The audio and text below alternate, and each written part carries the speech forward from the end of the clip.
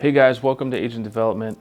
Today I want to talk about client appreciation events, why they're important, and the best ways for you to invite your clients. Now, the main reason you should have client appreciation events is, of course, to thank the people who support you and your business. Think about it. I heard a recent stat that says that the average person knows 10.1 real estate agents, yet my clients have chosen to work with me? That's got to mean something. Another good reason to have client appreciation events is to gain referral business.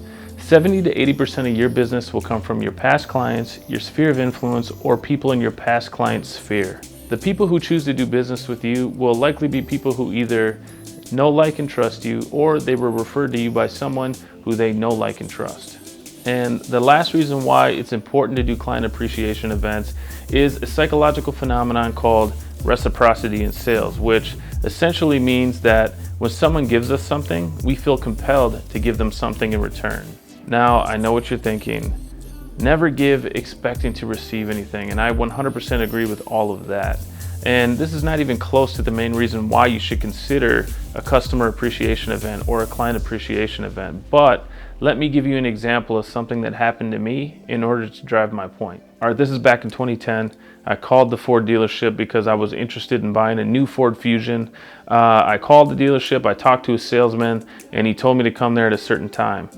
When I showed up, that particular salesman was busy with somebody else, so he asked another salesman to show me the car.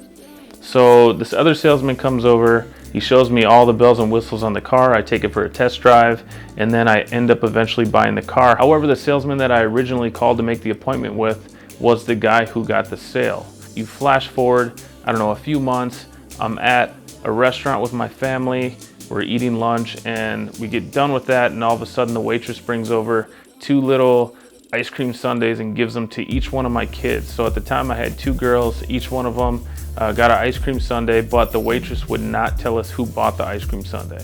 So I'm looking around, I'm trying to figure out like who bought my kids this ice cream. They said that the person wanted to remain anonymous. So my kids ate their dessert, and then they drew a picture and they handed it to the waitress and they said, "Give this picture to whoever bought us the ice cream." I was cool with that. I was still trying to figure out who it was. I never spotted the waitress give the picture to anybody. I didn't recognize anyone in the restaurant. We end up leaving the restaurant. My kids are happy. I'm a happy dad. Everything's good to go. Flash forward about 6 months later, I'm in the car dealership.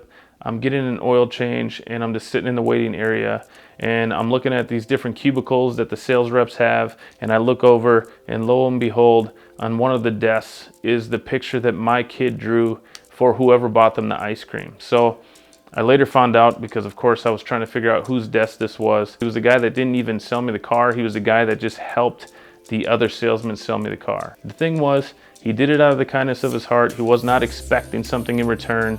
And guess what? The next time I went to buy a car, I found that guy and I made sure that I talked to him first. See how reciprocity in sales works? That guy made sure my kids ate ice cream.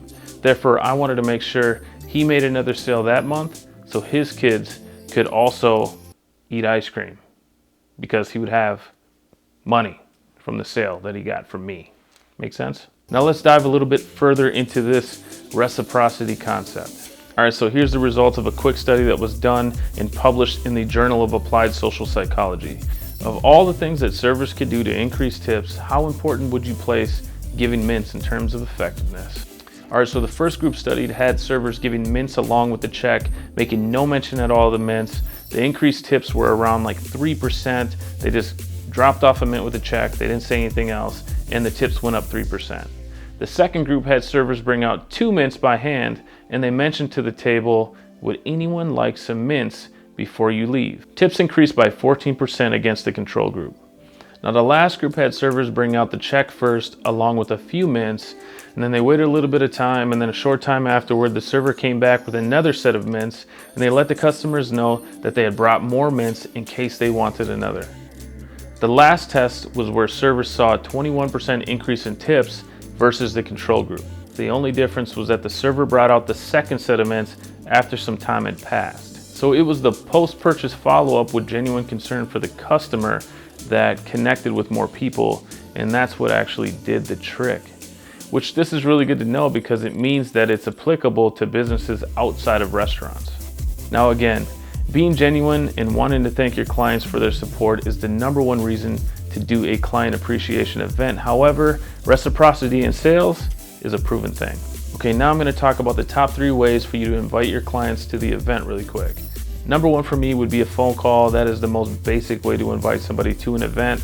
I love it because you can get them on the phone. It gives you a reason to touch base. If they don't end up going to the event, at least that was another touch with a past client. You were able to speak with them a little bit, ask some forward questions. It doesn't hurt. Also, if they decide that they want to come to the event, at least you can RSVP them and know that they're coming, and you can account for that cost and you can plan on seeing them. #2 would be to set up a Facebook event and invite your clients through social media.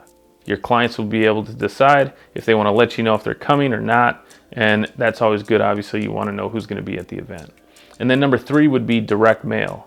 Now, direct mail, you might send that out in the form of a postcard. You could also send it out as a direct mail in the form of an RSVP. However, of course, direct mail costs money.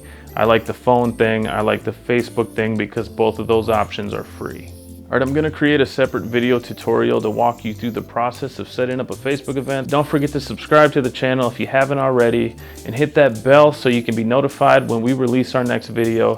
Thank you so much for watching. I truly do appreciate it. I will see you all on the next one.